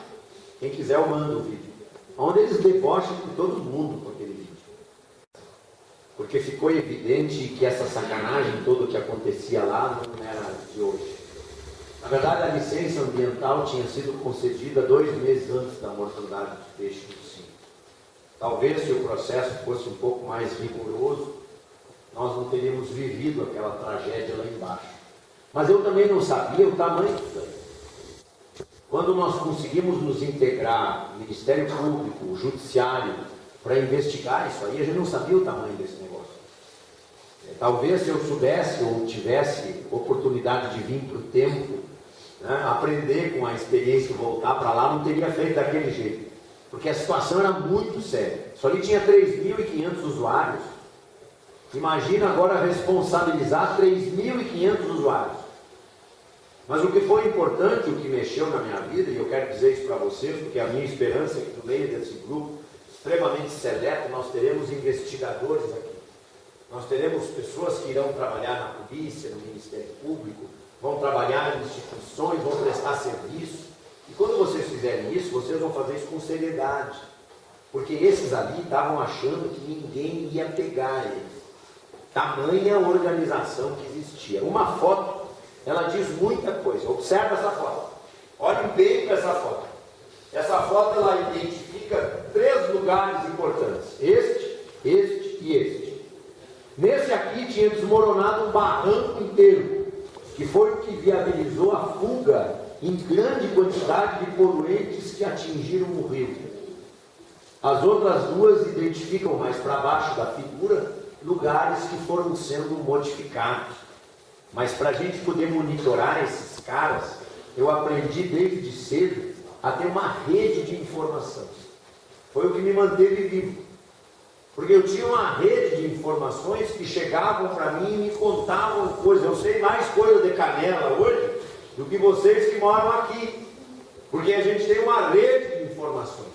Tem pessoas que não concordam com o que está acontecendo, mas não querem se expor. Porque elas sabem, às vezes, que se elas se expor, amanhã depois vão pegá-las por ali. É muito difícil numa sociedade como a nossa você falar a verdade nesse país. Quem fala a verdade normalmente amanhece com a boca cheia de formiga.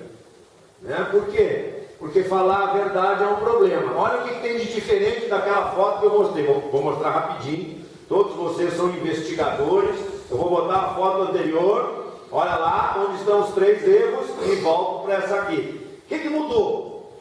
Tem 2. Ah, esse guri é bom. Olha lá, olha lá. Ó, essa aqui tinha. Essa aqui tinha um negócio aqui e sumiu. foi parar num outro lugar. O pedido de prisão preventiva do responsável não foi por matar os peixes. Por que foi? A foto mostra. Estava fazendo o que com o lugar? Mudando as características do lugar. Veja, em uma foto, às vezes, é o segredo do sucesso. Por quê? Porque lá, ó, aquela lagoinha que ia mudar de lugar uns dias depois, tinha deixado uma mancha que sumia aqui assim. Essa mancha, David, era a prova de que algo tinha rolado morro abaixo e do Pará no Rio dos Sinos. A coisa era tão impressionante, os danos eram tão graves, que essa foto, o promotor de justiça de Canela aqui, o doutor Paulo Eduardo, me mostrou essa foto no domingo de tarde e perguntou para mim assim: seu Jackson, isso aí é recente? O que vocês acham? Começou hoje de manhã isso aí? Tem coisa de anos. Claro que não, deu umas mossorocas ali, e aí ele olha para mim e diz assim: isso aí é normal. Nessa altura do campeonato eu já tinha mudado de cor umas 16 vezes. Eu tinha passado de azul, amarelo, verde, preto e queria desaparecer, porque essa era uma condição impossível de estar acontecendo na maior central de resíduos industriais perigosos. E daí para frente só piorou. Só piorou, até que a denúncia foi feita, gerou um pedido de prisão, vazava óleo, combustível. Era a casa da mãe Joana esse negócio. Olha, essa lagoinha foi a que mudou lá. O senhor ali apontou a lagoinha, ó, mudou de lugar. Essa foto eu tirei ela no domingo de tarde. Uns dias depois, olha o que acumulou dentro. Sabe o que é isso aí? Diesel, querosene, ácido clorídrico. Sabe qual era a temperatura desse negócio? 80 graus. Isso ia para onde antes? Tudo direto para a rua. Então, quando a gente começou a investigar isso aí, foi tenebroso. Foi tenebroso porque atrás de uma suposta irregularidade, na verdade existiam 50 crimes. O responsável foi denunciado por 20 mais 30. Essa foto aqui eu fiquei com vergonha quando eu achei ela, Milker. Sabe onde é que ela estava? Atrás da mesa do responsável pelo empreendimento. Para quem lida com a área ambiental, como alguns dos senhores que estão aqui, o que está errado nessa foto? Meu Deus. O que está errado? Não tem nada certo, tudo errado. Pois é, olha os barrancos ali, está tudo exposto, não tem impermeabilização, não tem segurança, os taludes são construídos com resíduo. E cadê o telhado desse negócio?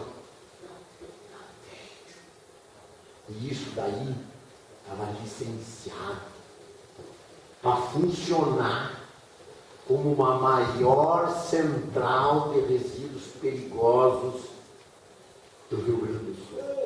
Foi com isso aí que nós viemos se deter. E arrumar esse negócio, depois de 4 anos, onde eu olhava por dentro dos canos, eu ia procurar. Isso aqui foi a maior sacanagem que eu já vi na minha vida estruturada. Só que era uma vala autorizada para receber lixo industrial. Impermeabilizado, assim, ó, bonitinho. Mas tinha esses troços verdes aí dentro, que eram uns drenos. E o promotor Paulo disse para mim assim: fotografa isso aí já. Como assim, irmão? O promotor entende de barro, de resíduo. Pensei para mim. Pensei, fotografa aí já. Isso aí depois nós vamos fazer uma investigação. Que Deus me livre. Quando eu entrei lá e fui abrir essa porcaria para ver o que tinha lá, eles tinham feito uma tubulação por cano debaixo da vala, ligando aqueles troços tudo direto para dentro do arroio. Olha a cor da malandragem ali que eles escondiam por baixo das valas. Claro que o promotor tinha um negócio que ele não me disse. O que ele tinha?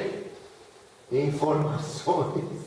Ele tinha alguém que foi lá e contou toda a sacanagem como acontecia lá dentro. Não tinha um lugar que os caras não inventavam uma maracutaia. Esse aqui era maior. Os caras construíram uma vala onde o telhado estava dentro da vala. Quando chovia em cima do telhado, onde a água depois estava dentro da vala. Não tinha calha, não separava a água da chuva. Os loucos inventaram isso aí, não tinha um lugar lá onde não tinha um cano escondido que levava as drenagens dos líquidos poluentes, tudo para dentro dos arroios. Tudo devidamente licenciado.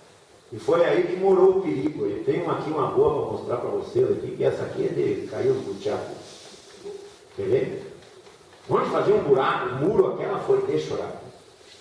Mas a gente passava os equipamentos no Rio dos Sinos e não sabia o que ia fazer, porque os peixinhos vinham tudo assim. Eles vinham tudo para a superfície, porque tinha tanto poluente dentro dessa água que não dava mais para eles respirar. Aí sabe o que nós fizemos? Enfiamos lá dentro dos sinos lá oxigênio puro para os bichos poderem passar, porque eles tinham que passar pelo trecho mais crítico, senão ia morrer tudo. Nós metemos oxigênio puro dentro do Rio dos Sinos, em vários lugares, para tentar evitar a matança daqueles peixes tudo lá. Foi difícil, foi muito difícil. Foi um período muito duro. E nós responsabilizamos muita gente graúda aí. Aquilo que o senhor fala foi o nosso problema. Não interessava o borracheiro. Interessava o grandão que estava escondido atrás do gabinete, metendo os efluentes dentro do rio para ganhar um lucrinho. Esse aí que nós pegamos. Aí custou caro. Custou caro, custou bem caro. Eu vou falar uma bobagem aqui, me corrija o pessoal de Canela aqui, que você vai falando uma bobagem, tá? Daqui 20 anos, não vai dar 20 anos, a nossa água que nós bebemos no Salto, gente, nós vamos estar bebendo fezes, porque lá está virando uma cidade. Então, sem fossa normal, que nem eu digo, abre um buraco ali e largam para dentro, tem nascentes. Aonde que as nascentes vão filtrar? Dentro do Salto. Porque o Salto ele é um lugar mais baixo do que as casas. Então isso aí é uma coisa que eu vou lá assim, às vezes fico olhando, que porcaria que estão fazendo, liberaram, construir na volta do Salto. Vocês têm que fazer uma coisa bacana aqui enquanto sociedade. Veja só, vocês são um município que ainda tem coisas legais aqui, que a gente não aprendeu a valorizar. Se chama qualidade de vida. Vocês têm essa moeda aqui no lugar onde vocês moram. Agora, se não cuidar, vai virar não só isso que você está dizendo, mas essa moeda ela vai se perder. Por quê? Porque vocês ainda têm um lugar bacana aqui. Tem condições de arrumar o que está aqui. Tem uns desvios, né? Tem uns probleminha aí que a gente tem. Mas veja, é impossível atacar tudo isso aí só com um órgão ambiental. Não dá. Isso que nós temos na área ambiental. A Patran, o Ministério Público, a Prefeitura, a FEPAM, o DRH, o IBAMA, bota um monte de gente. Como está o negócio aí? Tá bom? Então não deixa estragar aqui. Quando a Prefeitura houver uma audiência pública, vai lá, cara. Dedica um tempinho da tua vida ali, vai lá debater o assunto que está em pauta. Aqui na tua comunidade, cara, o cara que não separar o lixo aqui está ajudando a fazer essa conta de mandar esse troço embora daqui com uma Babilônia. Olha, 6 milhões por ano, não tem outras coisas para a gente investir aqui, para a melhoria das condições das pessoas. O esgoto de Canela, pelo amor de Deus, nós temos que tratar esse esgoto desse município. Com relação à quantidade de prédios, hotéis, que cada vez está crescendo mais. Eu entendo isso para bastante emprego na cidade, mas todo esse esgoto. É, isso aí. Esse é um problemão que eles têm aí para resolver.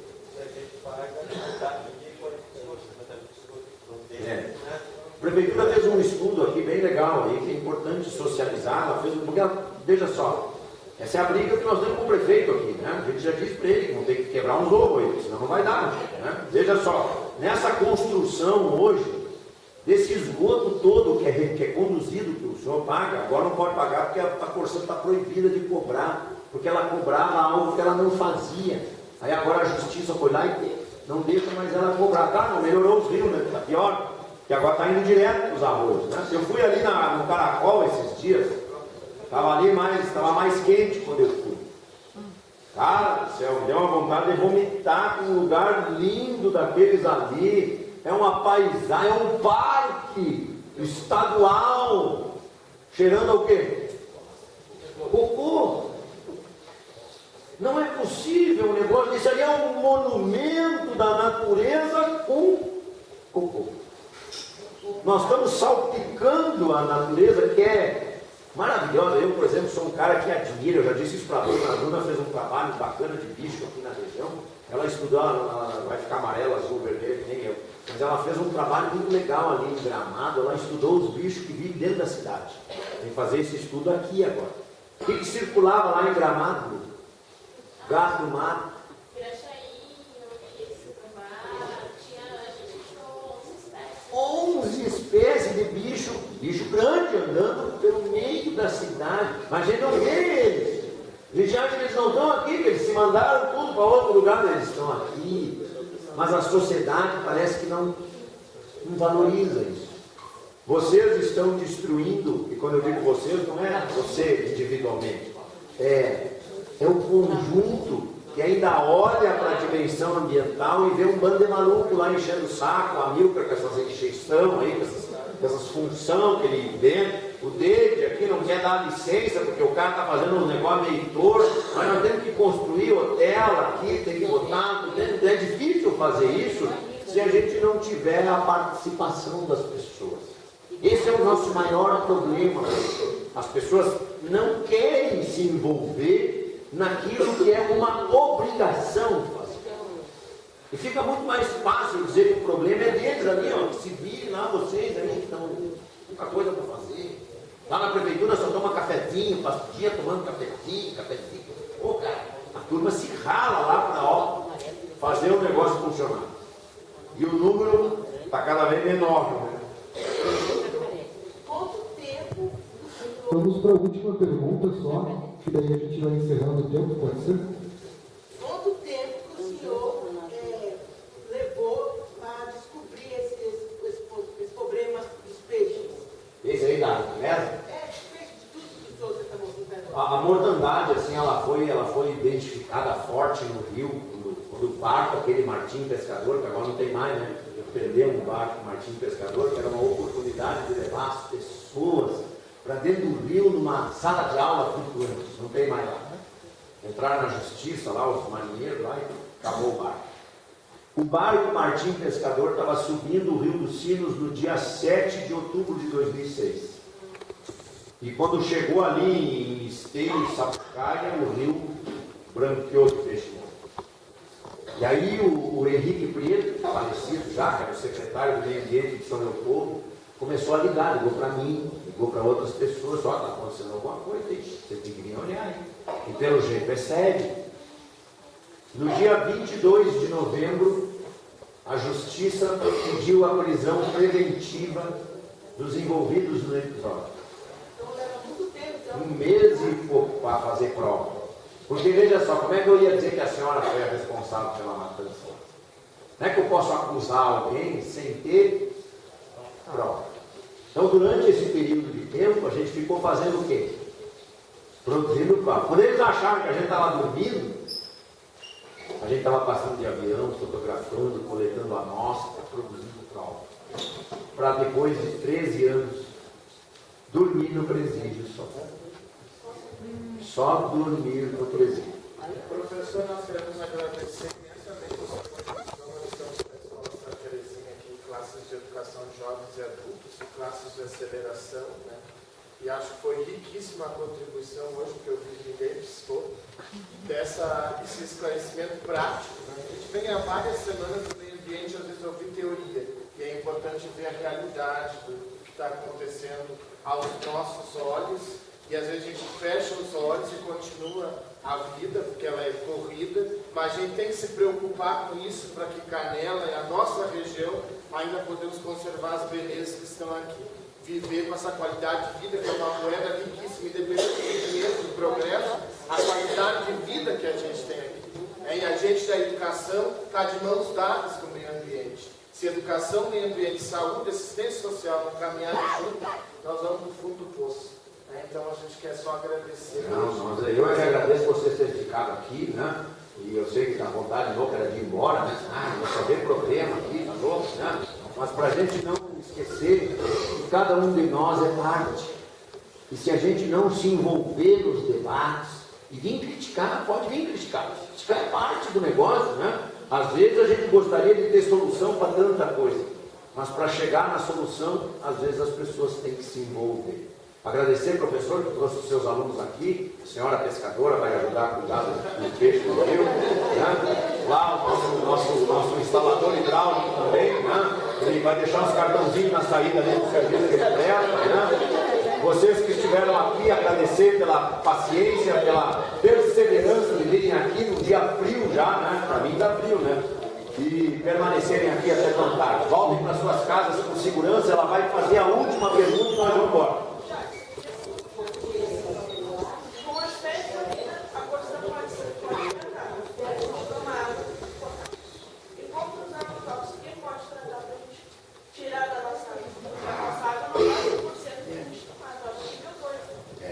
Veja só, tirar agrotóxico da água não é tão simples. Os tratamentos convencionais, às vezes, eles ajudam bastante. Mas aí está o Amilcar fazendo um trabalho extraordinário. O Amilcar está com a câmera filmando todo mundo, olha bem para ele, guarda bem a imagem dele, né? O Amilcar está reclamando desse negócio dos venenos. Já disseram que ele é meio espiroqueado, que ele fica aí inventando coisas.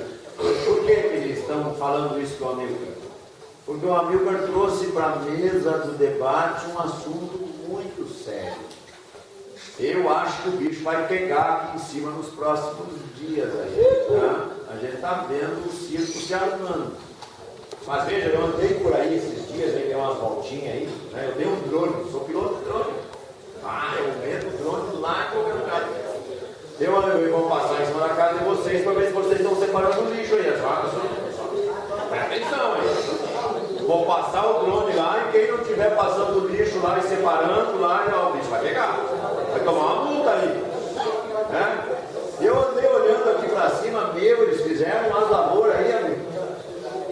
É uns negócios grandão, gente. Fizeram umas lavouras de milho, de pinos, e agora entrou a batatinha, entrou soja aqui em cima. Então tem algumas coisas que nós vamos ter que fazer, mas nós vamos ter que fazer sozinhos. Não dá.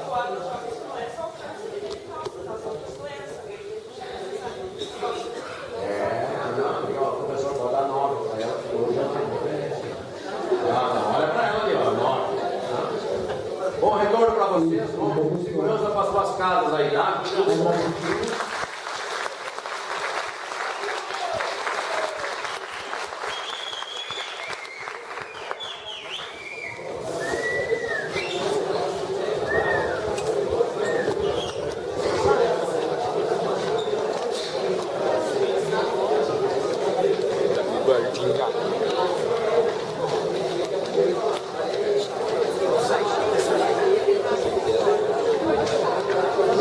Muito prazer. Igualmente. Muito prazer. Valeu, tudo bom. Boas aulas. Tudo bom.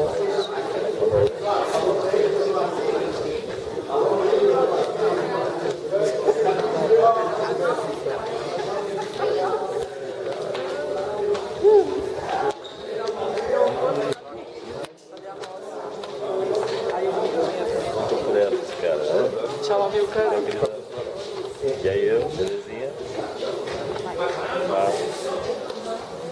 Boa noite.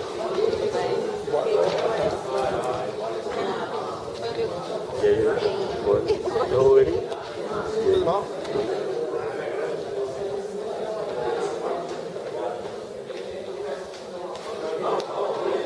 Obrigada, parabéns. Continue.